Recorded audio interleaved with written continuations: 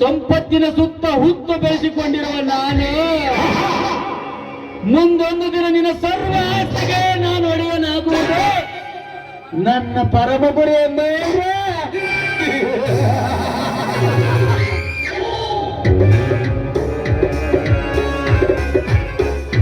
ನಾನು ಹೇಳಿದ ಹರಿಕತೆಗೆ ಮರುಳನಾಗೆ ಕೃಷ್ಣಾರ್ಜುನರನ್ನು ಓಲೈಸುವ ನಿನ್ನ ಸುಳಿಗಾಯಿಗೆ ಅವರನ್ನು ಸಿಲುಕಿಸಿ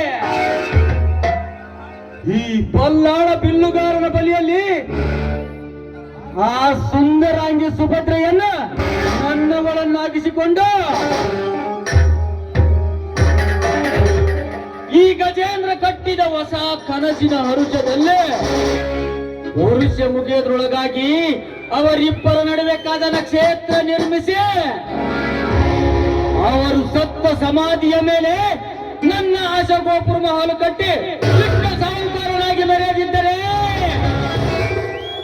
ನನ್ನ ಹೆಸರು ಗರುಡ ಗಜೇಂದ್ರನೇ ಅಲ್ಲ.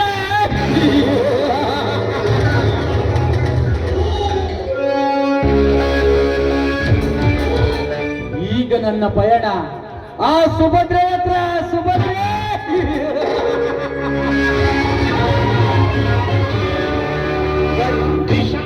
ಗಜೇಂದ್ರನೆಂದ್ರೆ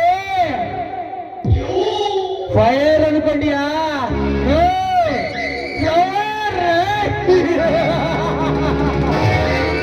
ಬಂದೆ ಸುಭದ್ರ.